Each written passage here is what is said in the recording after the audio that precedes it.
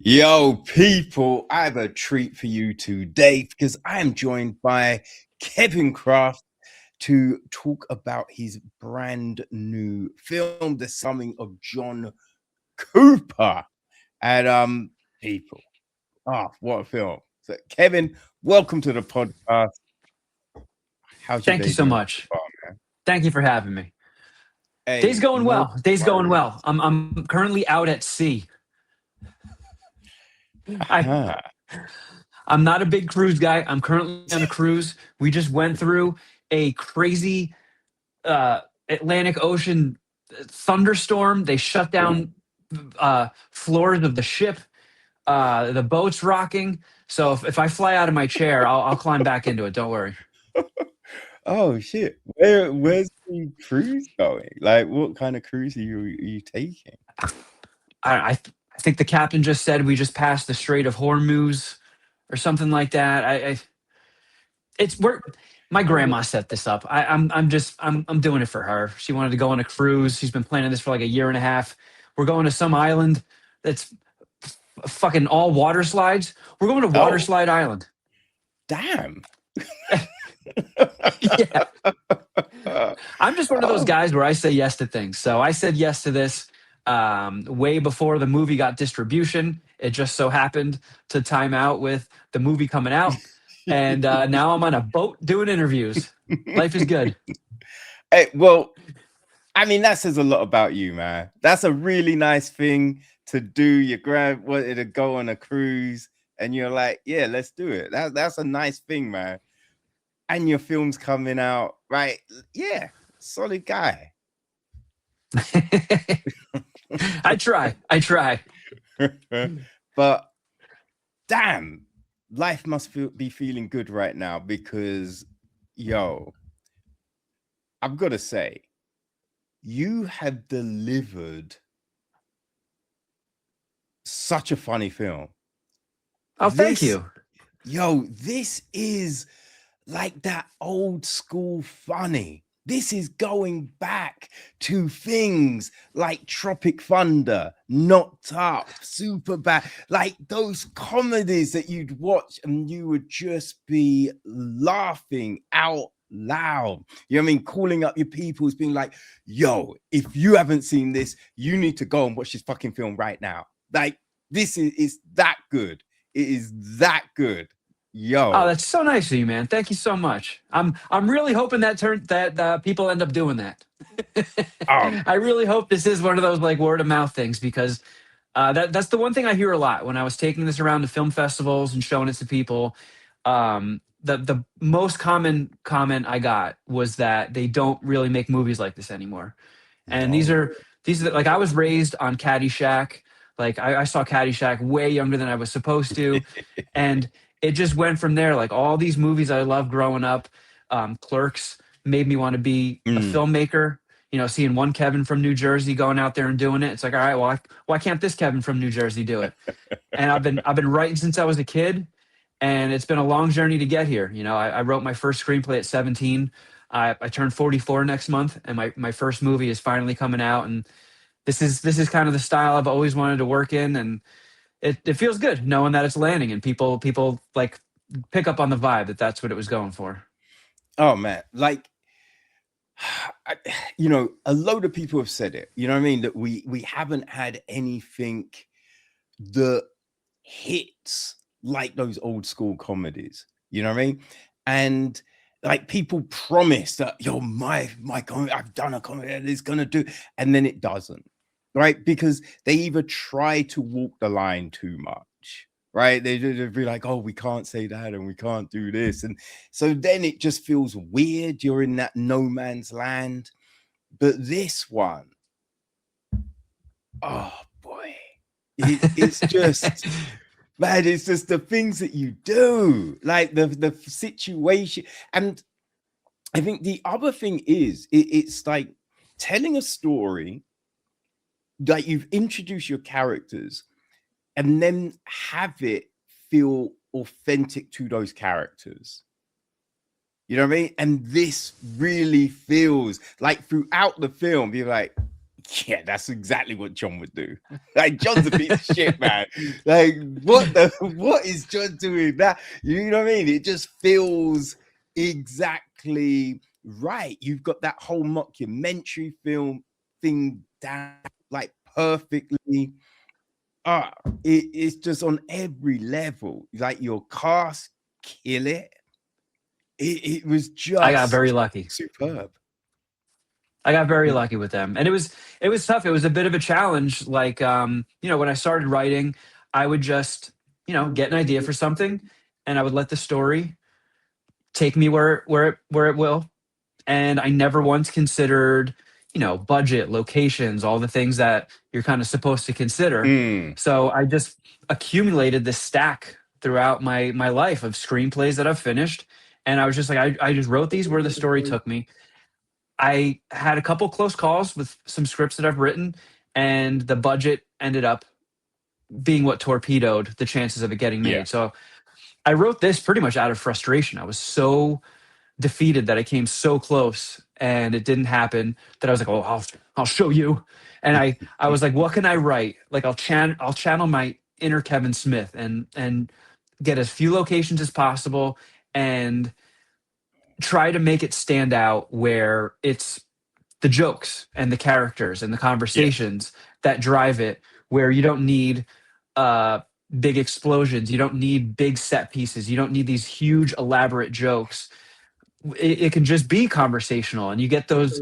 It was a challenge because I would come up with things like, nope, got to scratch that out, that's going to cost too much money. Yeah. But it was fun too. It was fun. It was like an assignment to see, like, can you do this? Can you work within the confines of just an ultra low budget? Mm. It's really funny because Rory Calf, right? He had a film out, I think it was last year, Grace Point. Right. He worked a lot on Dana White looking for a fight and other stuff like that. And Grace Point is his first film out. And he was saying that the original draft of it, like it was international. He had big guns and chases and all of this, and he just realized, you know what I mean? It's that struggle. It's like, I'm not going to get the budget. Like, how can we pare this back and have it work? And he did, and it's a really good Grace Point, really good film.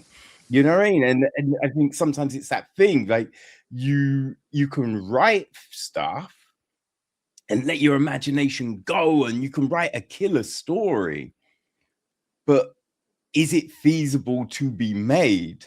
You know what I mean? That's always the thing. And like when Exactly. you break it down to like there's not many locations here. You know what I mean? You don't have a lot of different locations, but you are so like engrossed with the story, right? With what Clint and John are doing, you know what Jessa might have to say. That man, it could be anywhere. You don't care because it's really compelling. Well, thank you. Yeah, I mean that's kind of the challenge of indie filmmaking, is trying to do a lot with a little. And Mm, I think with the current trend, what we're seeing with horror, like horror has just been killing it these past few yeah. years. And there's a little bit of wiggle room too, because if a horror movie sucks, you can still fall back on, like, okay, but there were cool kills. It was cool watching Yes. that person just get ripped to pieces and get their like jaw pulled open. Oh, that was gross. That was sick. But like if you have a comedy and the jokes don't work, you just made the lamest drama possible. You know, Mm, like there's really no safety net. Like if those jokes don't work, and it was nerve wracking. Taking that to festivals, like the premiere, I wore a suit and stuff, and the girl I was dating at the time, she had her arm around me, and when the movie started, she like got off me. She's like, yeah. I'm like, what? She's like, you're sweating through a three-piece suit right now. So I was just like, oh God, I don't want to bomb. I don't want to bomb. Like, my family flew out. I got friends here. If it's just crickets, this is going to be the most embarrassing night of my life. Oh no, but I'm sure that room was loud with laughter, man. It was a great experience. Nice. It was crazy watching it come together. So yeah, it's been a very long journey. It took a very long time to get distribution because, like you said, people aren't really into R-rated comedies. R-rated Mm, comedies, the stock has never been lower. And when it's an indie film and you don't have like really, really big names in it, like I got some people that people will recognize to play themselves as cameos. But as far mm. as the leads, when people ask you who the leads are, and it's like, well, they're talented. They're unknowns at the moment, but people are like, yeah, nope, we want Will Ferrell in our comedies. Mm. We want Melissa McCarthy in our comedies. It's like, oh shit, I couldn't Yeah. get them. Can't afford them. See, but the thing being, right? I think this was perfectly cast. You know what I mean? I really think this was perfectly cast. And the big thing as well, because well, I mean, there's so many levels to it, right? I mean, firstly, you've got John, who was a huge actor. He's fallen out of obscurity. So if you've got Will Farrell in the role, right? Someone like big like that, I don't think it works. You know what I mean? Because you're just like, well, that's Will Farrell. Like ultimately, you just be like, well, that's Will. You know what I mean? And you want him with people that, again, that you don't quite know because it's realistic that they let him crash with them. So there's that level of it, but also there's a lot of films that you watch and with a big time actor in, and they're kind of playing one of their old characters. Yep. It's instead of imbuing the character that they're actually meant to be playing, I noticed it a lot with Johnny Depp after Pirates. He was John Yeah, he was Sparrow. just a pirate and everything. Yeah, but He just then turned into a pirate. but then he did Rum Diaries. He did Rum Diaries where he was playing oh gosh, Fear and Loathing in New York, the Oh, reporter. yeah, Hunter S. Thompson. That's it. Yes, thank you. He's playing Hunt, destroyed it. He was so good, and you were just like, "That's a Johnny Depp that is incredible." Right? He just Yeah. showed me, reminded me how good he is, and but because I think he got so like tied up in the Jack Sparrow character, and I think you find that sometimes that instead of giving it, you just get that. So it's nice to bring in fresh people because let's be honest, right? You've got these big time stars who are incredible, but they're not the only people that can act, right? Yeah. And other people aren't stars because they haven't been given the opportunity. You know what I mean? So it's just Exactly. like Yeah. you give these people the opportunity and then they kill it with these great performances and show the caliber that they can deliver. You know what I mean? Yeah. I mean, the industry has almost become a parody of itself. That Mm, everybody is. It's no longer run as like, hey, this great script came across my desk. We have to get this made. Like the days of the spec script are gone, and it's kind of depressing because if people aren't willing to take chances on stuff like just based on its merit, not based on star power, name, what algorithm it fits into, we would have missed out on so many amazing films from the past. yeah. And it's kind of one of those things where like I feel like a younger, more cynical me would be very fucking annoyed at how like, oh, these young YouTubers are making all the movies now. Get out of here, YouTubers. We're filmmakers over here. It's like, no, this is good. Like, it's showing people that they don't have to keep repeating the same thing over and over again. You don't have to keep going to the same thing that the audience is tired of, that drove people out in the first place. Like, there's big money being made on original ideas. And I know that like the summer is stacked with sequels, prequels, and reboots and superheroes and whatnot. But everybody's talking about these original, unique stories that are breaking through and landing with people and getting people back into the theater. And it's just, it's one of those, a rising tide raises all ships. I'm not just saying Yeah. that because I'm on a cruise right now, but like, it's, if it's good for them, it's good for us. If the studios and the execs, their pockets are just busting with cash, they'll take a chance. Maybe Mm. I'm like, all right, well, we're so flush with cash. What was that script that you liked? I've heard that studios again are just like, let's get more R-rated comedies out there. We want people laughing again. And if you look at the state of the world, Jesus Christ, like, could definitely use a laugh now, right? Oh, for Now sure. more than ever, we need it. Well, I mean, I just I think no, I think I've got 2 episodes left of Tom Segura's Bad Fault season 2, and yo, you know what I mean? Just watching that, and I'm just like, Netflix allowed this. Oh boy, we're in a good place. We're in a good place because Oh, that I was gotta check that out. oh, it's so crazy. It And I love is Tom so, Segura. oh man, it is so crazy. Like season 1 was great, but this one, he just takes it there even more. And it's a relief because when Bert Kreischer put out The Machine the other year, I thought The Machine was hilarious, but Yeah, didn't I enjoyed it. it didn't blow up. And I was baffled why it didn't really blow up, you know? Same, because I mean, he has a very, very large audience and Mm. people that love him.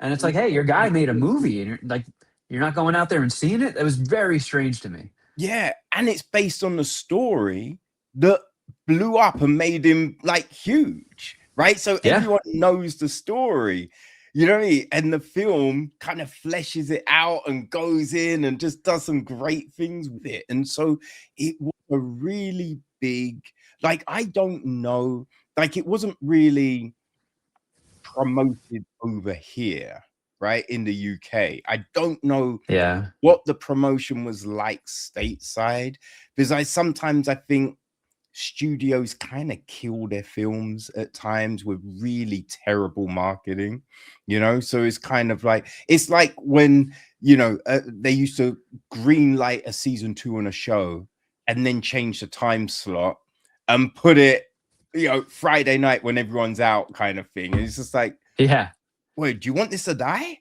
Like, what are we yeah. doing? We all benefit if this does well. What are you Mm, doing? yeah. Yeah, it's very weird. And that's another thing that's like, and then they see that, like, they take a chance, they make an R-rated comedy, they don't promote it, it doesn't do well, and then they're like, see, this is why Mm, we don't make them. And I don't know, I know that, there's not going to be some obsession backrooms variety story about the second coming of John Cooper making like a boatload of cash. I just hope it does well enough where enough people see it and they tell their friends, kind of like how I used to hear about great comedies back in the day. Someone bringing a DVD over and be like, "Oh, dude, we got to watch this. We got to watch this." yeah. Like if it gets enough views, enough rentals and stuff that it becomes a moderate success story where it at least makes its budget back, and then maybe somebody will be like, "Hey, we caught wind of what you did with the second coming of John Cooper. What else you got?" And then it's like, "Oh, you mean for the past 20 years, these scripts that I've been piling up? Let's go. You don't like that one? I got another one. Check this one out." Like I really, really just am hoping that the tide turns because, oh God, what did I see recently in the theater? Oh, the Naked Gun reboot. Oh, I went yeah. to a packed theater. And for a movie like that, that's just like machine gunning jokes out, just like joke, joke, joke, joke, joke. So many of them were landing, and it was wall to wall laughter, like that Mm, shared communal thing of just going to the theater and laughing hysterically with a group of strangers. I just, when the credits rolled, I was like, man, I miss that. yeah. Like it used to Oh, happen all for the sure. time. Like I had to go see the South Park movie twice in theaters because people were still laughing at the last joke that I missed the joke that followed it.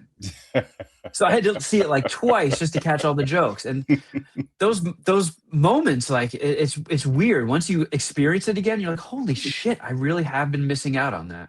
Mm, yeah. I remember I went to see Frank and Miri make a porno, and Yeah. it was so funny. Like I remember a few days later, I was talking to my friend, and he just got, man, like his work screwed him over. He's having a shitty day. I'm like, yo, we're going to the cinema. He's like, I don't know. I'm like, going to the cinema, man. I took him to see Frank and Beery, and we were laughing, and that just completely picked up his day.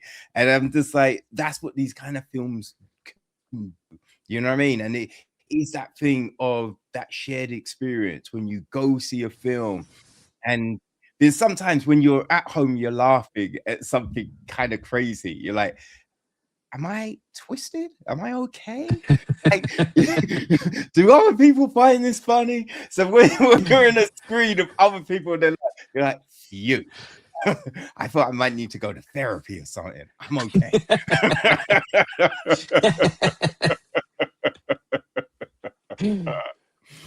Yeah, man. So yeah, no, it was just, man, just watching this because, yeah, like I think a comedy that came out recently that I really liked was You're So Not Invited to My Bar Mitzvah, like the Adam Sandler one that his daughters, Yeah. and that felt like different. That felt like we're not trying to be PC and safe. We're gonna just say funny things because the audience aren't stupid. They know this is a joke. They know these are characters. You know what I mean? And so it didn't talk down to you, and it felt like, yes, this is what probably kids are doing. You know what I mean? These crazy adventures that are happening, and that was really funny. There's another one called Scrambled. Um, I haven't seen that one. yeah, I forget the name of the woman. I know, I think the woman that wrote and directed and starred in it, I think she worked on the Barbie film as well. But it was about this woman, and I think she's mid-30s, and she's like, my eggs are gonna die, and I need to do something. And it was this whole kind of journey of, like, you know, trying to get pregnant and all of this, and it was just hilarious, and it not trying to pull any punches or anything. And it was, yeah, it was fun, man. There was this, like, sweet and, like, other side to the story, because she's trying to get pregnant and sort her life out and all of this, but it was just legitimately funny. But there hasn't been a whole host of those films, because you look back in time and there'd be, like, I don't know, 5 or so a year that you're just like, oh man, that was so good. That was so good. And you'd be like, well, which one do you think was the funniest? And you know what I mean? And you'd be talking and debating with your friends and all of this, but that all dried up. And it's Yeah. crazy. I It's think what so happened was, I think they got like, anytime they strike gold with something, it's just like, oh, people like this movie. Okay, let's make a prequel. Let's make a TV series. Let's crank out 2 more sequels, and then you get overloaded, and then people lose interest. And I think the same thing kind of happened with comedies. Like they they were striking gold. They yeah. had these great films that people were loving. They were successful, and then they kind of lost track of what made them that way. Like they got lazy and they got Mm. impatient. And I think when, like, coming from a comedy writer, I still will wake up in the middle of the night and think of a joke that I should have put in John Cooper, and I'm like, oh fuck, that would have been so awesome. And you can't rush that stuff. Like, Mm. stuff comes to you over time. So if studios are just like, hey, that movie with Will Ferrell and Amy Schumer made a bunch of money and people really liked it. Let's just repeat that, and I want the script in 4 weeks. It's like, you're going to get Mm. a shitty script. Like, you can't Yes. rush these things, Oh, which I think hell is no. another reason why people need to start paying attention to spec scripts again, because I think studio execs are out of ideas. And when they come up with an idea and they hire a writer, they give them a very small window to come up with it. Mm. If you take a spec script, somebody's been working on that for months, possibly years, fine tuning it, really taking their time with it. And then when they get it to you, it's this highly polished. It's exactly where, I mean, no work of art is ever finished, but it's way better than it's going to be than the version you got when it was 4 weeks in. Yes. So like it's just, they need to take that leap of faith again with untested writers, seeing what's out there, and the fact that this is going to be the biggest box office since 2019 means they got the cash to fuck around. They can afford to make a few mistakes if it doesn't play out like they thought they would. Yeah, I think there's a few things to it all, right? Because I mean, Hollywood got scared, right? And so it was just like the easy way to, I think, guarantee a hit. They were thinking is do a sequel, a prequel, an extension of a franchise, right? Or a Yep. remake. That was the whole thing, because it's just like, oh, like, what if this new idea doesn't work? What if? So it's just like, it's that. And I think it's this weird thing that we have, right? Because how much money is enough money? You know what I mean? I remember when like X-Men and the first Spider-Man came out and did gangbuster numbers. And then they released the Hulk. And the word was the Hulk was a flop. The Hulk wasn't actually a flop, right? The Hulk did make money. It just didn't make as much money as X-Men or Spider-Man. You know what I mean? I think they doubled the budget. They doubled the budget it cost to make, right? It wasn't a flop of a film. It just didn't make as much money. But they talk about it as if Hulk was a flop. I didn't love it. I think the Hulk one I did enjoy was the Edward Norton one. I thought that was really good. Yeah, that one was fun. Apart from the final fight.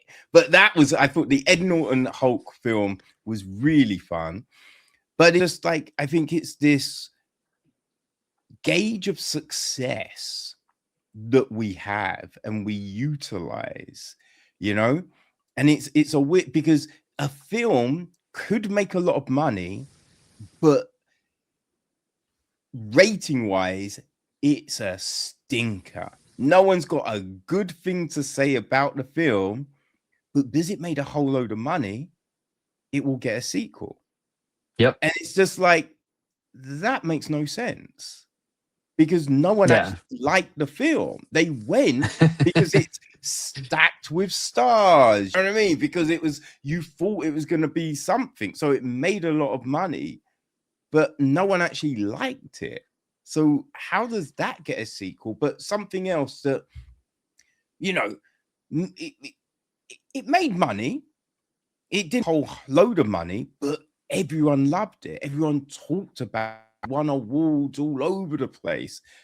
That film, no, that's dead in the water. You're not getting any more of that. And it's this gauge of success that is very skewed, and it doesn't really make any sense. And I think Rotten Tomatoes being a new element in cinema has negatively affected things as well. Because if you go, like, as a guy who, I'm not out to write the next, fucking Hamnet. I know my lane and I stay in it. I want to write dick and fart jokes. I want to write immature stuff that's vulgar and R-rated. And if you look at some of my favorite R-rated comedies, like, if you look at Old School, Hangover, Grandma's Boy, like Superbad, like if you look, I don't know about Superbad, but if you look at like all these R-rated comedies, that if you just ask somebody what your favorite R-rated comedy is, unless they say Bridesmaids, it's going to have a terrible score on Rotten Tomatoes. Yeah. Because critics are always like, oh, how gross. He just made a cum joke. The rotten score. And it's just like, if you look at the audiences, these are the people that are doing the real marketing. They're on the ground telling their friends to see it. They're inviting people over and like, yeah, let's put this movie on, have a few beers. Like, I feel like that has scared people away too. Yeah. Yeah. And you can, jimmy the system, right? You can rig things like Rotten Tomatoes and Meteor, right? You just get people to spam it and do all the but use bots and all manner of things to, you know what I mean, rig a score. Right? It's Hey, if you know like how to do that, shoot me an email. I want to boost Second Coming of John Cooper up a little bit. But I just don't think it's a gauge to judge the viability of work. You know, I It's also not. do. Yeah, I also think with comedy, a big issue is there's just one term, right? With horror, you've got slashers, psychological horror. You've got oh, I can't fit, but there's loads. You know what I mean? There's loads of different Yeah, there's like types of torture horror. porn. Yes, but comedy, there's just comedy, right? Yeah. So it's just like, do you want to? What do you fancy? A comedy? Now I'm having to kind of gauge. Oh, what kind of comedy does Kevin like though? Because I could bring this over, but maybe that might be a bit too much for him. So should I bring this one or blah blah blah? Like that's the thing, you know what I mean? Like with you say to some, I remember I went to a film screening. I went to a press screening of this film, and I finished. It finished, and everyone left apart from me and this one girl. And I always want to talk about the film afterwards. And so I'm like, yo, what did you think of the film? So we're talking about the film, and I had tickets to go see Ari Shafir. And the funny thing, it was a him practicing Jew, right? And so I was like, yo, I've got a spare ticket. Do you want to come? I'm going to go see some comedy right now. Do you want to come? She's like, oh, yeah. I'm not thinking a date, but I'm just like, oh, this is someone who comes to these things, right? It'd be cool to, you know what I mean? Like be able to talk to shit with someone about all these films that we have to go and watch and all of this kind of thing. So we went to see Ari. After 10, 15 minutes, she just looked at me, gave me this evil stare, got up, walked off. I never heard from her again. You know what I mean? And it's just like, oh, I guess you don't like Ari Shafir kind of comedy. Yeah, he's pretty gnarly. You know what I mean? Maybe if I'd taken her to see Michael McIntyre, everything would have been gravy. You know what I mean? And so I mean that's the thing with comedy. There's not this different like sub genres of it that get added to, so people go, oh yeah, that's my kind of thing. So I think that might be one of the things that can hurt it at times. Yeah, I'm pretty optimistic, which is usually not on brand with me. But I feel like people are starting to catch on. They're starting to learn. I think that COVID kind of made things weird. I think people getting a little bit more PC made things weird. And it's like, oh, well, we can't even make a comedy more because you can't say this. But it's like, you can still make vulgar, gross, immature comedy. And sometimes, like, I've had people come up to me and they're like, man, it was cool seeing like such an edgy comedy again. And I'm like, if you watch it again, it's not really all that edgy. It's just immature and gross and vulgar. And I think when people got skittish on certain things, they got skittish across the board. And it's like, you can still make a movie that is just like, wow, they fucking did that. That's like, there's some gags in John Cooper that I think like when people see it, like, oh, that was kind of shocking. But it's not anything that would like, get anybody canceled or anything like that. No, I think that's the thing. Yeah, I agree. I think people are starting to learn. I mean, if you see like my friend Dustin, who is in the Second Coming of John Cooper, he plays Dubs, the drug dealer. He is an incredibly funny stand-up comedian. One of the best stand-up comedians I've ever seen. It blows my mind he's not a household name yet. He should be. But he had a very short scene in this movie, One of Them Days, with SZA and Kiki Palmer. I don't know if you saw that. Oh, but yes. really, really funny R-rated comedy. Like it came out of nowhere. Mm, I just went to see it because I knew my friend was in it, and I was just like, that was fucking great. More of this, mm. please. And I think it did Yeah. well. And I think that's starting to turn the tide. Yeah, I read somewhere that I think it's a Lionsgate film. I think I read somewhere that they're looking to do another one, That if would I be recall awesome. rightly. But yeah, I'll buy a it ticket to kind of that. was that Friday vibes, you know what I mean? So Yes. it's kind of like, oh, good, we're getting back to this. Awesome. Yeah. I feel good about it. I Mm. think we're getting there. Yeah. I've just, as you said at the beginning, man, there's so much crazy in the world that you need good comedies out there just to kind of take people's minds off it, because it's all great that like these horror films are doing well and all of this kind of thing, but you know, when you're hearing bombs are dropping, you I don't know if you want to throw on like you know, a horror, right? It's just like Yeah. a good comedy is the thing that's gonna be like, whoo, okay, that's a palette. All right. Yeah. You need to lighten the mood. Like there's a lot of people you see and you're like, man, you could use a good laugh. You are fucking uptight. Mm. Like and I think there's room at the table. There's room at the table for it. Like look at like the comedy specials. I feel like comedy, stand-up comedy is in like a really good place right now. Oh, for sure. All these specials, people watch them like crazy. If you look at every month, the first of every month when they get the streamers get their whole new arsenal. Like you know, everybody trades their movies around from HBO to Mm. Hulu and whatnot. If you look at the top 10, there's always like it's almost overwhelmingly comedy. Like over 50% of what's in the top 10 are comedies and Yeah. R-rated comedies.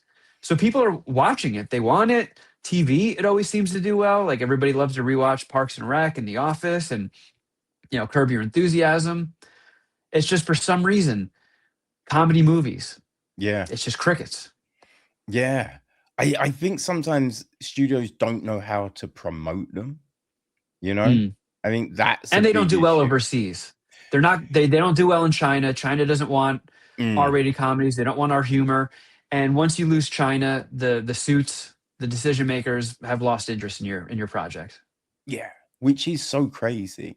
Like, I think it's so crazy that so much weight is carried by the China market, Yeah. when also the China market will not respect a copyright. You know what I mean? Yeah. They will pirate the shit, they will copy an idea. You know what I mean? They don't give a fuck. But for Yeah. whatever reason, it's just like, oh, if we can't release the film in China, then everything's a problem. And you're just like, huh. And I get it. It's nice to get that chunk of change. It's a nice Yeah. chunk of change. But if you look at the Spider-Man movie, the one that had like all three Spider-Men in it, Mm, that did not play in China because the final battle takes place on the Statue of Liberty. yeah. And they're very strict. Like they're like, if that's going to play in China, you cannot have the Statue of Liberty in it. And they're like, well, fucking too bad. That's where the battle takes place. That's it. And that movie made almost I forget the exact number, but it made almost $2 billion without China. So it Oh, can it be was done. so, yeah, it was so much. It was so funny because I heard an interview with Kevin Feige. I have no clue how to pronounce his last name, but it was just like yeah. So we were trying to get it to play in China, and they came back and were like, um, we love it. Could you just make 2 changes? I forget what the first change was, but the second one was the Statue of Liberty. And it's just like, yeah, we're not doing that. We're not changing that. What are you talking about?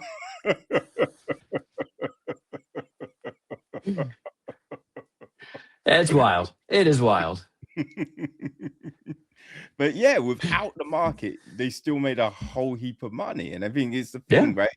If you have a good story, you will make money.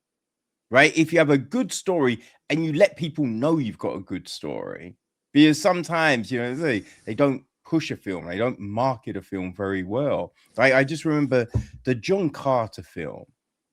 I really enjoyed it. I thought it was a good, fun film, but because I don't watch trailers, and I watched the trailer after the fact, and I was like, well, that was vague as fuck. I would have had no clue what that film was if I had watched the trailer first and was just like, huh, yeah, I probably won't see that. But I just went and watched it and really enjoyed it. So it's just like, if you might have a good story, if you don't tell people, let them know you've got a good story. Yeah, well, they're not gonna come, man. You know what I mean? So it's just like, write a film, have a good director, cinematographer, all of those things, work on it, and then, you know what I mean, promote it well, talk about it, right? And not just these they like to throw the creatives on all of these interview runs, and they'll go on a talk show and they'll have a made-up story and be like, and then they'll talk about, oh God, I love your shoes and blah, blah, blah. And it's just like, yeah, none of this is giving me shit about the film. Like, tell me about the film, right? Or they'll go on something else, and all they've got time to do is basically say the synopsis. And it's just like, you need to let these things breathe, right? If you've got this great cast and all of these creatives, let them do long form shit. Like, let them go out and really just sell this thing. And I think if you do that, all will be good in the world, man. Nothing good. That's the wonderful thing about film is nothing good really stays buried for long. Like sometimes it takes a little while, but eventually somebody's going to see it and get the word out. And that's one of the good things about social media is it can help it catch fire. And that you look at things like The Room, the Tommy Wiseau film. Yeah. Everybody working on that was just like, well, this is a piece of shit, but it's a paycheck. It's a credit.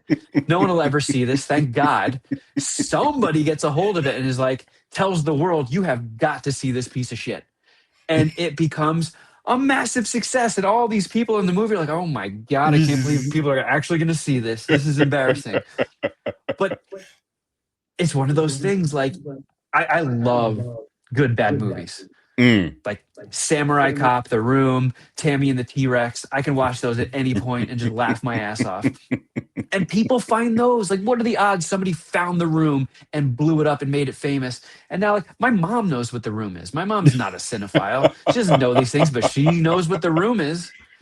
And that's just one of those things, like, nothing really stays buried, which I'm hoping works in my benefit. I really hope that people enjoy this and rent it and tell people to check it out. Because I mean, it was tough work, like making a film like this. We shot it during the strikes too, so we had to get a waiver from SAG, which hinged on us giving everybody a raise to meet what the rates that they were striking for. So we then had to cut scenes because all right, a lot of budget going to that. Then when we were just about wrapped on the film, it was a 13-day shoot. I was told by the executive producer, don't freak out, but the hard drives crashed and we lost everything. What? The main hard drive and the backup hard drive crashed simultaneously. And they're like, but it's okay. They're at a data recovery center place and they're working on it. I'm like, okay, well, working on it, that means they haven't fixed it yet? They're like, no, but they'll fix it. 6 months. 6 months at a data recovery center place. They said they've never seen a crash like that in their entire careers. It got to the point where they were like, we're going to give you like 1 more week, but we have to call it. At that point, I'm sorry, but your movie's gone. And we obviously didn't have the budget to reshoot the whole goddamn thing. Yeah. That would have been it. My first and last movie, just dead in a hard drive crash. And I don't know what happened, but on like the last day, they tried something and it clicked and all the footage came back. Oh my God. Yeah. Whoa. That So not only is, did we lose 6 months of oh, post, that was, $15,000 to get it all yeah. replaced. And we had a very small budget. We had plans for that $15,000. Mm, It's gone. that's insane. Yeah. So you know what they That's like every insane. step of making a film, especially indie film, is a miracle. It's Yeah. getting into pre-production. That's a Powerball ticket. Finishing principal photography, a Powerball ticket. Getting out of post, a Powerball ticket. Mm, Distribution, like all these things are just like threading a needle, 1 in a million shot, and you got to hit them all. And it was stressful. Like that 6 months, I was waking up in pools of sweat. Every thought in the back of my head was just like, oh my God, this could be my film career could be over before it even starts. yeah, man. It's great because there are so many people who would have just packed it in after that call. Right. So the fact Yeah. that you were just like, all right, let's send it. Let's try and make this work. Right. And man, like after the first few weeks, I can imagine you'd be like, yo, how's it looking? Nothing yet. Right. A month's gone by. Like, how's it look? Nothing yet. Like, it must get to a point where you're just like, this isn't gonna, what we doing? This ain't gonna work. Yeah. So You the haven't got fact you that haven't recovered a single scene, not a single yeah. take. Nothing. Oh, jeez. Terrifying. It was terrifying. Mm. But that It means worked. this was made to be, right? That means this was Exactly. made to be because there's the fact that you lose both backups. Both backups. That's it. Yep. Like having, a backup. You think I should be good. You know what? Let me just cover my back and get a second one. Right? There's a lot of people ain't gonna have two, but you had two and both fail.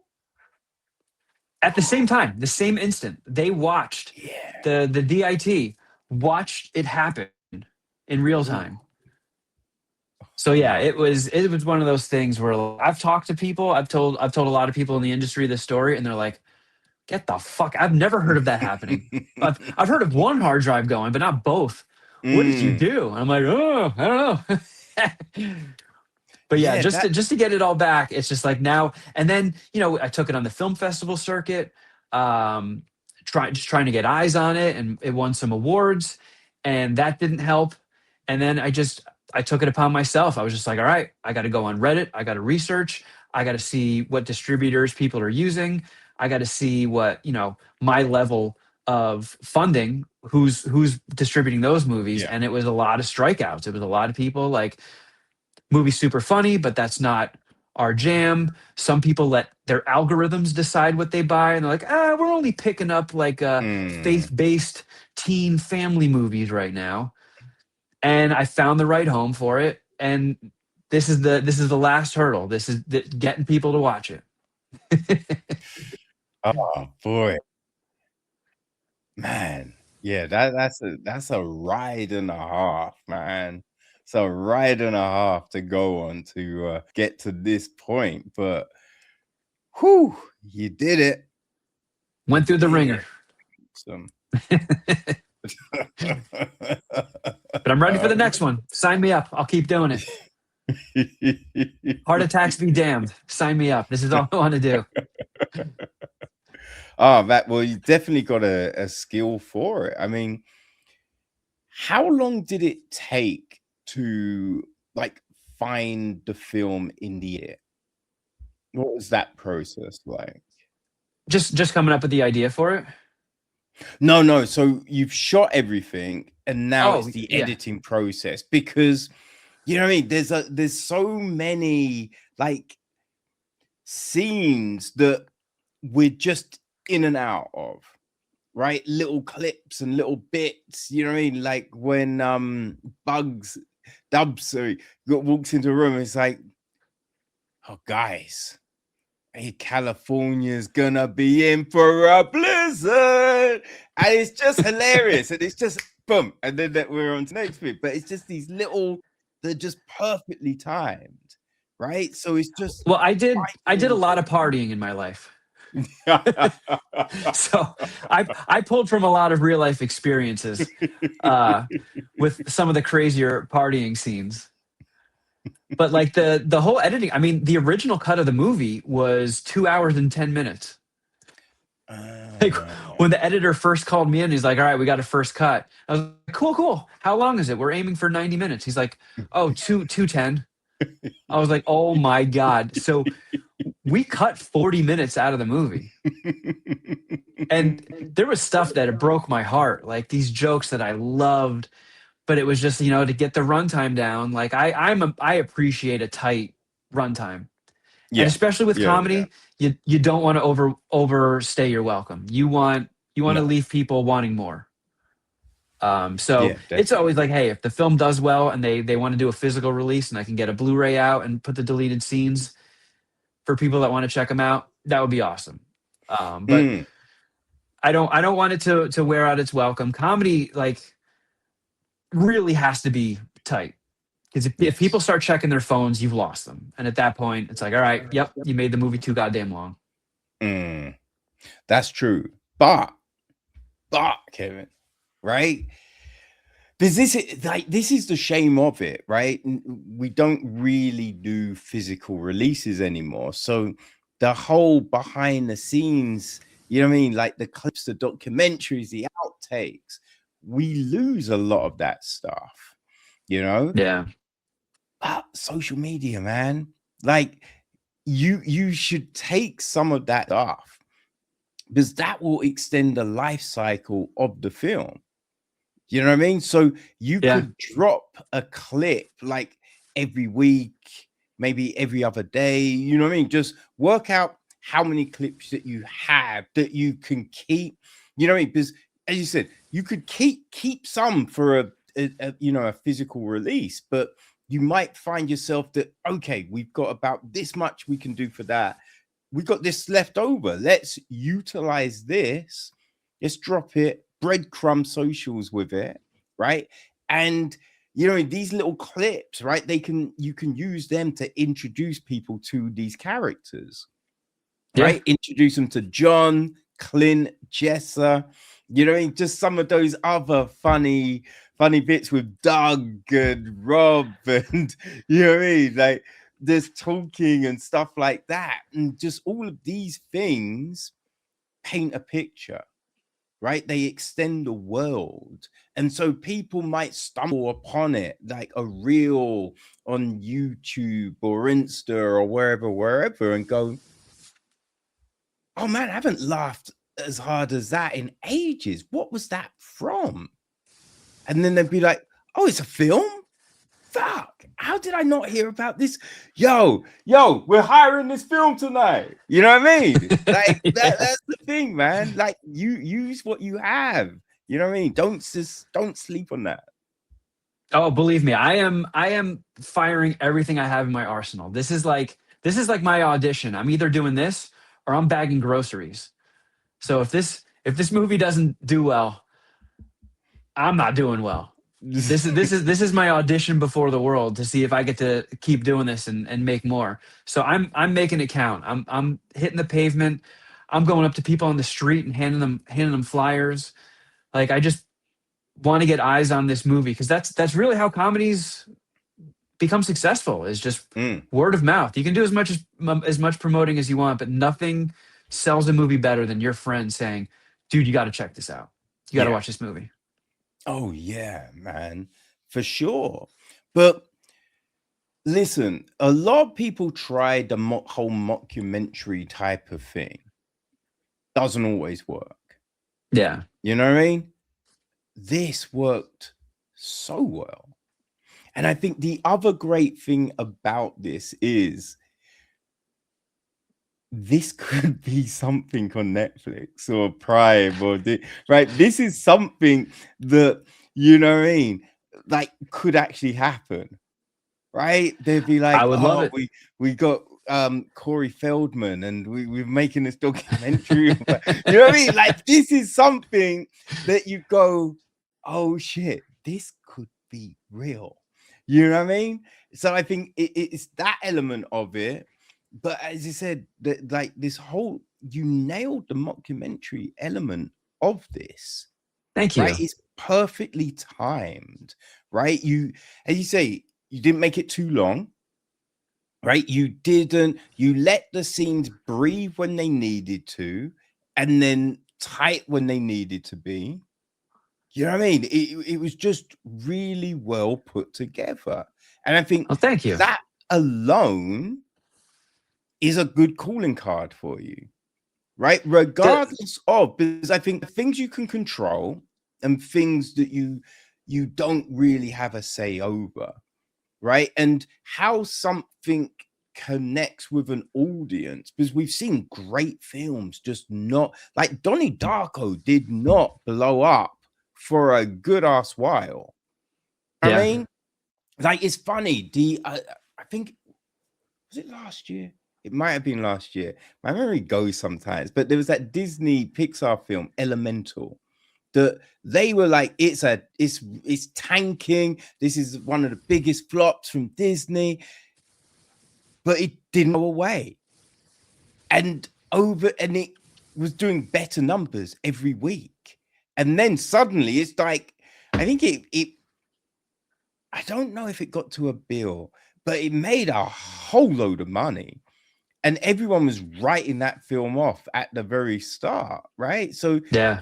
you know what I mean? It's hard to predict how things will go, but you can you can have control over how they're put together, right? Yeah. That product.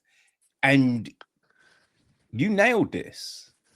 You know what I mean? Thank you. You I really did put together a great movie. So just that on its own, I'd hire your ass, man. I'd be like, yo, we bring him in to do something. You know what I mean? I'm there. When do I start? I think a lot of I it is need to get a knowing. budget first. Oh, yeah. A lot of it is like taking what could be a hindrance and finding a way to make it work for you. So Mm, when you're working with low budget, especially in comedy, it's like, okay, we don't have a lot of money for the big bells and whistles, so you strip it down to the bare bones. And I think when I made the choice when I was writing it to make it a mockumentary, I think, like you said, sometimes it really doesn't work, and when it doesn't work, it's a big distraction because it's the mm, whole format of the film. But I think when you're trying to tell a story that feels real and feels grounded, it can work in your benefit. And it's this whole other like sandbox to play with because there's certain jokes that you can't write unless it's a mockumentary. yeah. So it opens up this whole other door. So it kind of like worked tying it in with a low budget, and then of course like begging my friends that I know, like Rob Corddry and Brian Posehn, to play themselves in it because it's like, look, if I don't get anybody that people don't recognize to be in a mockumentary, it's going to be really weird. It's going to be a weird look. So having those guys on board was a huge, huge, huge help, and they're so funny in the movie. How Like much of there were that parts where was, I just let them. yeah, how much of that stuff was ad libbed? Was any of that ad lib? Because it was so funny, and it was just like obscure to enough where it's just like, oh shit, how would you write that? That was just so good. There definitely was some improv stuff with Cordry and Posehn, where we had gotten everything that was on the page. And that's another thing it makes it a lot easier to shoot a film when it's a mockumentary because you can have like the free camera, and when you're doing testimonials, you just set it up on a tripod, Yeah. and you can really get through stuff quick. So it's like, okay, we're ahead of schedule, and we were just coming up with scenarios on the spot, like, okay, tell a story about like John Cooper being a guest on the Daily Show and him doing something stupid. And Rob Corddry would just be like, okay, let me see. Okay, I got it. Let's roll. So we would just, until we ran out of time, just pitch him stuff and be like, oh, there's this other part in the film where John Cooper does something stupid. Like, can you comment on this? And he would just be like, all right, give me a second. Got it. Let's roll.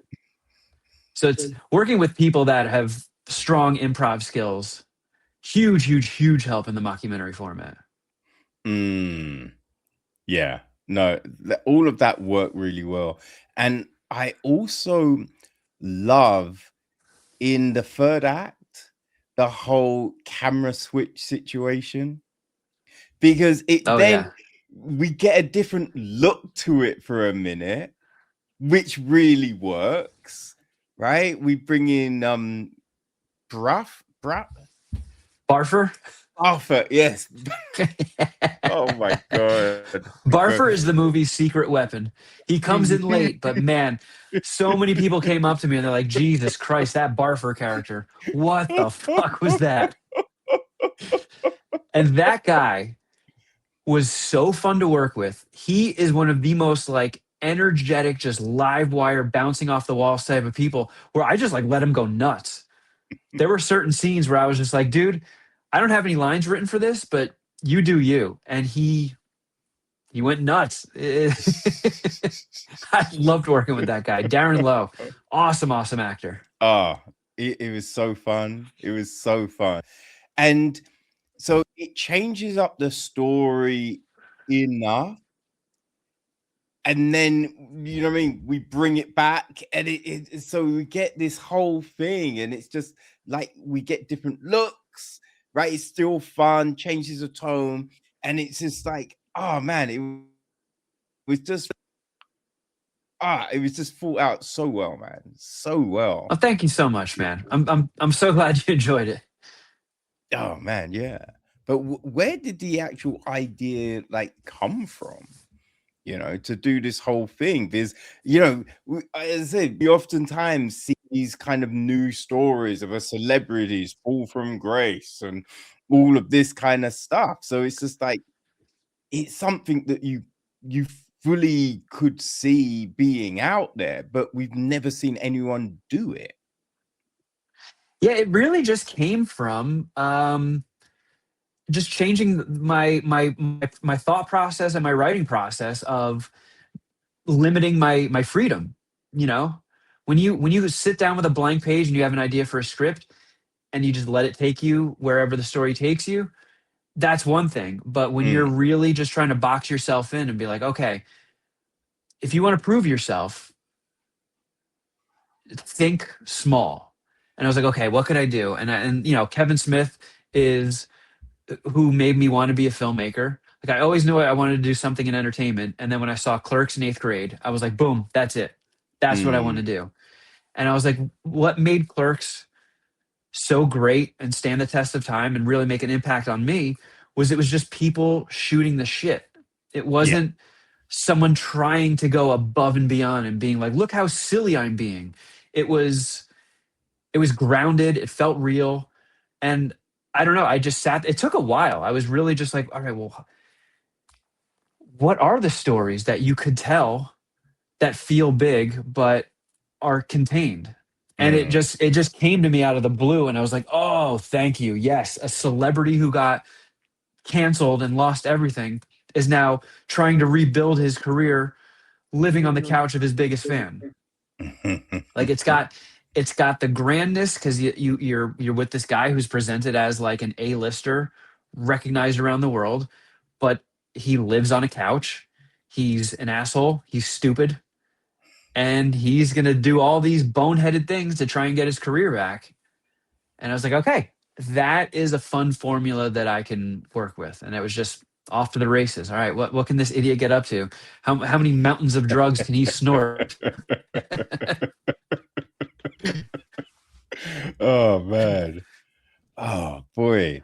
So was it then just kind of thinking up scenarios, like thinking of what kind of predicaments could we put this because our champagne is something I have never heard, never heard of, thought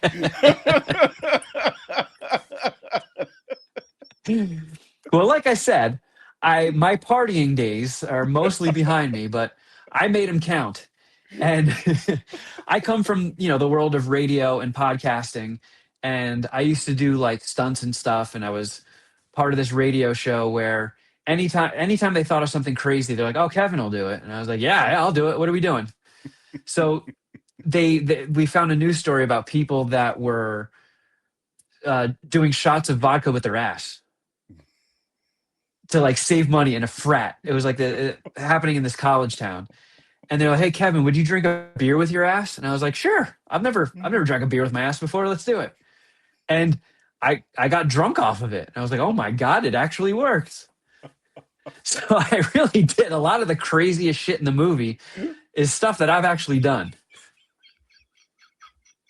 The ass champagne was also shot day one. So the DP made patches, and we had ass champagne patches on all the cameras and stuff we were using for the rest of the shoot. Oh my gosh, that is so funny. Like, I've heard about people doing vodka shots in their eyes, right, to get drunk quicker, but not in the ass. That is just oh man. I don't recommend it, but it does work. If you're curious if it works, it does. You don't have to do it. I tried it. Oh boy. Oh man, was that like a Howard Stern thing? I did used to work for Howard Stern, yeah. But this was with Jason Ellis, another show on Sirius XM. Okay. Yeah. Jason is just as crazy. Yeah. We had some wild adventures over our years on the show. But good though, because it gave you like plenty of material. Yeah, that's why I say yes to things. Like even if it's something that seems out of my element, if I get invited to do something, I'm doing it, because the worst case that happens is you get a story out of it. And I feel like as a writer, you need that. You can't just, some people can just stay like holed up in their room, isolated, writing.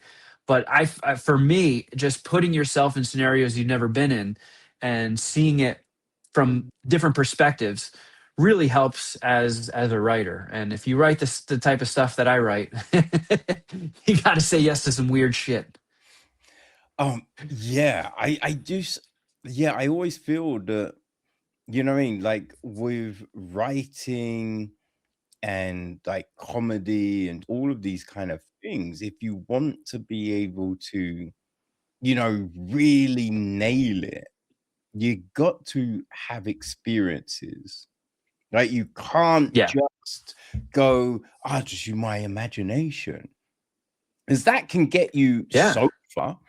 But then you can get into situations where people are like, I'm not really buying that happened.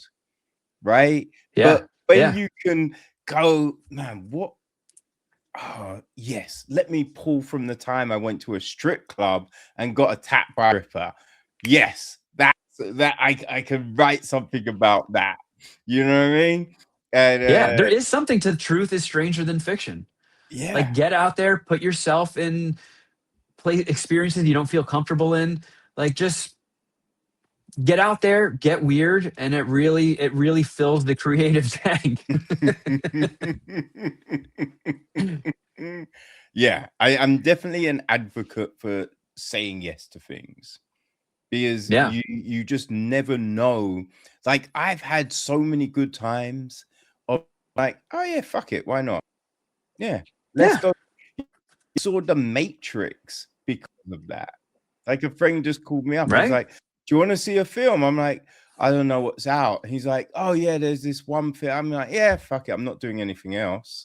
And it was The Matrix. I'm like, "Yo, this just blew my mind." You know what I mean? All the best stories start with somebody saying, fuck it, why not? Yeah. Yeah. I've seen some great bands because of that. You know what I mean? It's just like if you're not legitimately not doing anything, why not? Right? Yeah. Why not? Got to get out there and fill the tank. I mean, you might want to say yes if your friend's John Cooper. Say no if your friend's John Cooper. You know what I mean? That might get you into a lot of trouble. There is a fine line. Let's be clear about that. There is a fine line. Oh man. Yeah, no, it was so funny. But was there a, like when you kind of devised this all and you're thinking, you've written all of these jokes and scenes and scenarios and everything, and you're like, that I feel that's funny. I feel that will work. But until you have your cast actually delivering it, you don't really know. So was there any trepidation to the filming being like, how will this actually land when actually delivered by these people? Yeah, there was a lot of trepidation because, comedy is all about taking big swings. You have Mm. to really put yourself out there, and it's embarrassing when things don't work because it's clearly comedy is you being like, "Hey, I thought of this really funny thing here," and then when people look at you like, "Ugh, what? You thought that was funny?" It's just like, "Oh, just kidding." Like it's tough. So like and then you're also asking these actors to be on set with all the crew around and like, hey, trust me, this is going to be funny. Let's squirt fake cum on your face. Let's do multiple takes. Oh my You're really asking a lot of God. people. Oh, that scene was just, that was so, because I just remember Louis Theroux did this documentary about the sex industry. And so it's this whole thing talking to all of these people. And oh man, he was getting into people's heads, right? He's talking to one guy and he's like, I mean, do you ever like, because there's all these people on set. Is there ever a situation where you can't, perform? Guys like, I've never had that problem. I'm always able to perform. Like a minute later, you just have a scene and he's just like, I don't know what's wrong. Maybe it's because the cameras. I don't know. This has never happened before. And you're just like, Louis, you piece of shit, man. And then he's talking to this other guy because he's just like, oh, I've heard about this thing and it's really intrigued me. Like straight guys doing gay porn. And he's talking to this one guy and he's like, oh yeah, no, I'm straight, but it pays well. And he's like, are you straight though? Like, can you be? And I'm like, yo. And when I saw the scene in this, that's what it brought that to mind. And I'm just like, oh my God. Yeah, that's actually where I got it. I got it from hearing some porn star being interviewed saying like, I'm straight, but there's more money in gay porn. And like every scene we shot, we had to shorten. So that dialogue got taken out of the scene that people will see in the movie. It was Oh, explained more, right, which, right. with out of context, it just seems like it was crowbarred in to make a crude joke. But yeah, No, no, no, no. But the thing being, even without that context, it still works, right? Because they're like, how, like, what ways can we make money? Right? Like, what John's like, oh, what can I do? And he's just like, well, I do like sex. Hmm. I know guys like me. So it's just like, you know what I mean? I don't think we necessarily need the extra bit because I thought it still worked regardless of, yeah, it's tricky. It's tricky when you want to keep a scene. You got to give the right amount of information, not too much, too little. Yeah. It's a sweet spot you're aiming for, and sometimes you're so close to the material. It's like I know the context of all this, but if I remove a couple words, if I remove a line, two lines of dialogue, does this still make sense to people that aren't fully in on it and on the Mm, process and know everything that's building up to this joke? Like, how much can we trim this before it makes no sense? It is a tricky, tightrope to walk. yeah.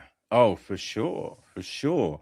And there's so many things that fall down because of that, right? You're Yeah. watching it and you're like, yo, but why would they do that? That doesn't make any sense, right? Yeah. And you hear, you know, them talking about the film and going, yeah, well, you know, blah, blah, blah, and you're like, oh, I mean, if I knew that, that would make a whole heap of, like, when I first started the podcast, like, I covered the London Film Festival, and they do this afternoon tea thing, right? Where there's this large hotel, like room in this hotel, and at all the tables there's a different director, writer, actor, and you can go around, book times, and you can go to interviews with them.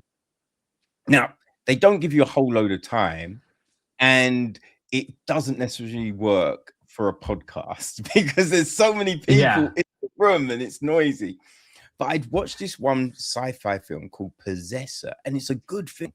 I really enjoyed it. But there was a bit and it didn't quite make sense.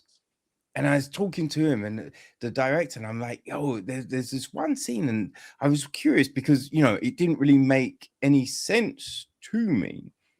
And he like broke it down. And the thing was, because I've got bad eyesight, I couldn't see certain clues that were on screen. And once you know what the clues are, it all makes sense, right? So it's just Yeah. like, you know what I mean? Sometimes, like, you know, you can take things out, you can add things, blah, blah, blah, but it's like, yeah, there's this thin line with when something will work and it won't work. But man, there's a skill to it, and yeah, all of these things work so well. It's weird how much work goes into making a dick joke.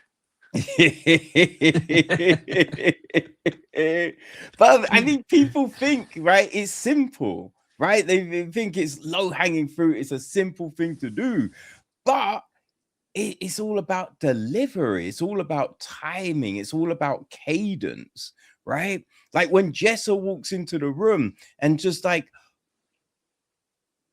what are you doing? And you think, right, it might be this one thing, but it's just like, well, you don't think I'd like to come to a party? And you're just like, okay, I wasn't expecting that. You know what I mean? And it's just like, oh shit, that's just, you mean, like a perfect entry into the thing. Yeah, because I mean, there's a lot of crazy stuff that happens in the movie. Like John Cooper, he's living with his biggest fan, Clint. His best friend is a drug dealer who shows up and gives him free drugs. And it's very fun to watch. It's very fun to watch these idiots get up to this nonsense. But Jessa, the character, she is the voice of the audience. She's the voice of Mm, reason, being like, hey, you want success. Like, what are you doing? You have to stop being a fucking clown. Like, it's, you have to, she's there to like remind people, like, but at the end of the day, you're having fun, but you're adults. yeah. And like, this is the person being like, hey, like the voice of reason. So, it was very fun and interesting writing that character too, because you know she's supposed to be the point of view of the audience. Like, I can't believe these fucking idiots are doing this. But if you use that to break up the fun, the audience could then turn on that person. Be Yeah. like, hey, this person is dampening the fun times that we're all enjoying watching and laughing at. So I tried to make her a lot more sympathetic and, you know, like, include me. I want to be in the fun too. Like, Mm, I'm a human being. Like, sure, I'm responsible, but we all want to have fun. We all need to relax at the end of the day. yeah. And it was Yeah. tricky. It was tricky keeping a balanced character like that, where I still wanted the audience to connect with her, even though she's in the right at all times. She's always right. Mm. I think that's the thing, because it's just like, and she hits on points, right? Because it's just like, I want my career back. It's like, what are you actually doing to get it back? Yeah. Oh yeah. Right. And it's just like, Yeah. well, duh. Like, Yeah. even as the audience, I don't think you picked up on that till that point. You'd be like, yeah, dummy, what are you doing? You know what I mean? And I think Alana Kohanchi, the actress who plays Jessa, she did such a great job of Mm, just being like, the fun voice of reason. Like, you guys are enjoying yourselves, but remember, you have a fucking goal here. Like, concentrate. Yeah. Oh man, like because I think the thing with comedy, it's not just saying the line, right? It's all about cadence, right? It's all about the pause, right? The delivery, just all of these things. It's not simple. Yeah, And so, you know what I mean? You've got this cast that maybe people don't know, but their performances, man, they delivered and then some with these performances. So it's I got just very like, lucky. Yeah. oh man, it was tremendous. And you counterbalance that with, Brian Paulson and Rob Condroy and Benson and just all of these people who people know, right? And you're going, oh, that's really funny. Oh, there's no drop off. You know what I mean? So it's like you can see people that are legitimately funny and can deliver great lines and do all of this thing. And you have these people that you might not know. It's all level. You know what I mean? Yeah. There's no, oh, they're really funny. Oh, yeah, it drops down to here now. No, it stays that funny. You know what I mean? And that's Well, thank you, fantastic. man. Yeah, no, man. It's legitimately. I just have laughed so hard watching this film. I legitimately laughed so hard, and just Thank you there's so been much, man. there's been some films this year that have been funny, and I've enjoyed, but I think this is the first one that I have been laughing just non-stop throughout. And you know what I mean? My neighbors are probably gonna complain. So, you know what I mean? Any issues with them, I'm gonna forward to you because it's not my fault. It's all on you, motherfucker. You know what I mean? I'll take it. I'll take it. Uh, oh man, but no, this is it's just and as I said, man, like when AJ hits me up, I know it's gonna be good, right? I never is I trust her immensely, like, but she's never, come with anything bad, but it's always different. So it's just I never quite, I don't even really look into it. I'll just agree to do it. Yeah. She's like, "Oh, do you have time?" Of course I do. Just tell me when. You know what I mean? So it's just like, and then when I've got a minute, I'll then go watch the thing as well. Because I don't like watching things too far ahead of time. I try and watch it the day I have the conversation, so everything's fresh in the mind, and you know what I mean. Yeah. So it's just like, I then watch it and I shoot it a bit. Oh my god, that was so fucking good. You know what I mean? And it might be a few weeks after she sent it to me, and it's just like, wait, you only just looked at it now, but it's just like, you know what I mean? So I knew it was going to be good, but I just didn't know what it would be. And so, damn, this was fun. So Thanks I'm so just much, like, man. when this goes, I just can't wait for this to be out in the world and just seeing everyone being like, yo, have you just seen this film? And then people like referencing their favorite scenes and just all of that, because I can't imagine that not happening. You know what I mean? I hope you're right. I hope you're right. Oh man, me too, because I want to see another film from you, right? After this being so much fun, being so good, I'm just like, you better make something else ASAP. I'm ready.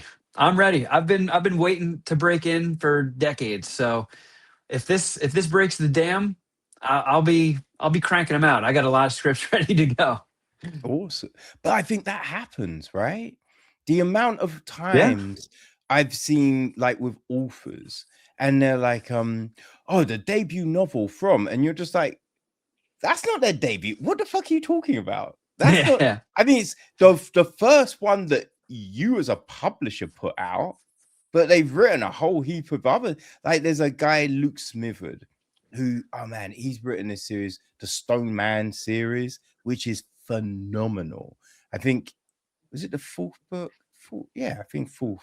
I think it was 4, not 5. But the last book came out at the beginning of the year, and it was all right. It's a great ending, but you know, what I mean, he'd written a lot of a few things before the man, but that was the first one to really blow. And it's like there's that series on Apple, Silo, that's based on a Hugh. I think it's Hugh Howey. He had this trilogy of books, and it's based on that trilogy. But he had written a whole heap of books before that trilogy, but they just didn't grab any steam. And then when this trilogy blew up, then Yeah. he started to release the other books, and they're like, "Oh, this is really good." And it's just like, that's funny because you know, it seems that you didn't want to know him, you know what I mean, 10 years ago, but now it's just like, Now oh, he's this, everybody's best friend. yeah. So, but I think sometimes it's like you don't want to blow up straight away. You know what I mean? Because you haven't necessarily had all the life experiences. So you might blow up with that first, but then what? What do you do next? Yeah. You know what I mean? And because you've lived this life, you've done all of this stuff, right? You've written these other scripts, right? So you've been perfecting that craft, you've been honing your skill set. You know what I mean? So it's just like now you're delivering this great thing. And so when they come to you, be like, yo, we'd like to work with you. You'll be like, awesome. We could do this, this, and this, right? Where back in the day, it might have been, yeah, let me think of what I could do next. But you're ready now, right? You can Yep. seize that moment, that opportunity whenever it comes because you're prepped. You know what I mean? You've been in the bunker, perfecting your skill set. You're ready to go out there, and I think I'm that's ready. perfect. Yeah. Well, I'm glad it landed with you. I hope it's because comedy is subjective, so we'll Mm. see. But I'm hoping. I'm hoping. Yeah, man. Well, I think it's the 9th, isn't it? The 9th is when. Yes. Yes. So June yeah, 9th. June 9th it's available and it's easy to remember because it's 6/9. I uh, I did not plan that. I was just waiting from the distributor. I'm like, what's our release date? And they're like June 9th. And I started like typing up memos and I was like, wait a second. My immature movie is coming out on 69. You got to be kidding me. So it's kind of very easy to perfect. remember. Yeah. Yeah. It, Yeah. it feels just John Cooper enough. Exactly. Exactly. So yeah, June 9th, it's available for rental and purchase digitally on Amazon Prime, Fandango at Home, and Google TV. North America, Outstanding. by the way, North Outstanding. America. So hopefully everybody else, maybe a physical release will come one day. Kevin, man. Come on, man. You gotta drop it in the UK. You I you, know, you I know, can't I leave my want to. people hanging, man. I know. Hey, it's not up to me. I want it everywhere. I want it everywhere. But Ooh, you know, right? It's funny because you talked about The Room earlier. So there's this really well-known love cinema in London, Leicester Square, called the Prince Charles Cinema, and they play The Room all the time. Like literally, I got an email the other day that a back-to-back with The Room and Big Shark, right? So they're playing that oh all. yeah. So I don't know, maybe send them you know what I mean, copy of the film, and they might, you know, do some screenings and shit. Then you can I get to know. I think if it just needs to, for if everybody watching and listening in North America rents it, and people be like, oh wow, we have something here that's worth getting out further. Like I feel like people are a little bit skittish. They're kind of like testing the waters right now. So if it does well, it'll definitely go wide and get more attention and more avenues. And I want as many people to see this as humanly possible. So the second somebody's interested, I'm always here. I'll talk. Let's awesome. talk. Awesome. Let's get it. Let's get it in front of as many eyeballs as possible. Well, that sounds good. How can people like keep track of everything you're doing, and yeah, you know what I mean, distributors and people be able to hit you up about, you know, screening the film?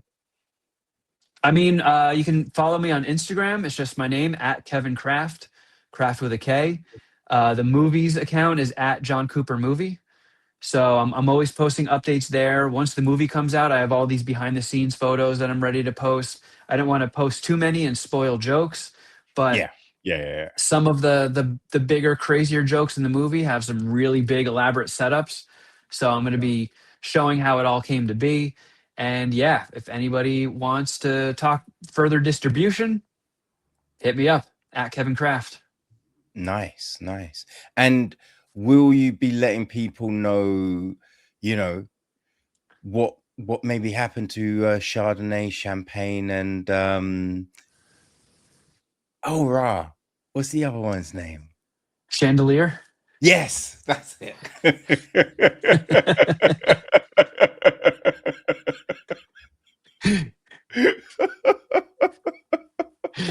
Yeah, that we're gonna have to save for John Cooper Comes Again.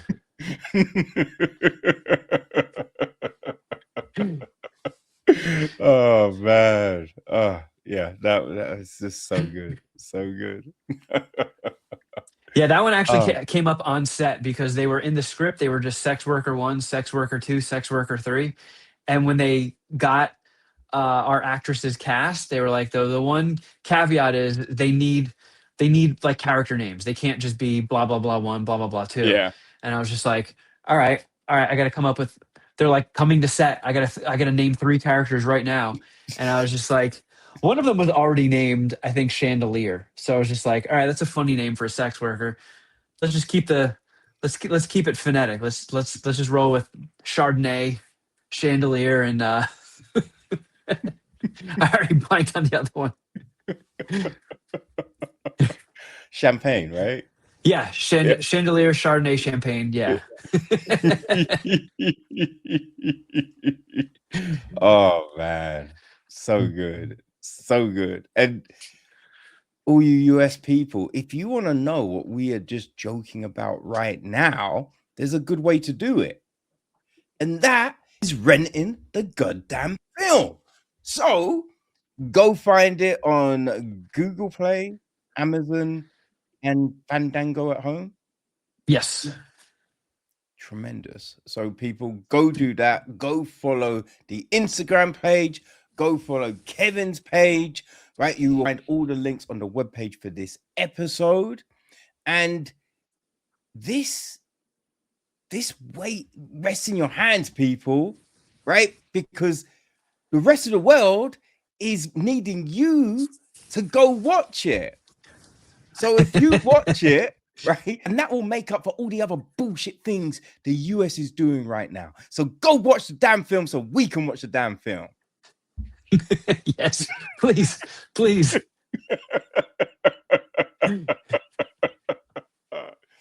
Oh man, Kevin, this has been fantastic. I really I had a appreciate blast, you man. making time. You're on a cruise, you know what I mean, with your gran, and you made time. I appreciate the heck out of that. So thank you so much, man. You got it, man. Thank you for having me on. This was awesome. No worries, man. And when you are ready with another joint, or you just want to shoot the breeze, hey, doors open. You're welcome back anytime, man. Thank you. Let's do it. Awesome. All right, man. Well, good luck for Tuesday and enjoy the rest of your time. Thank you so much. All right. Peace.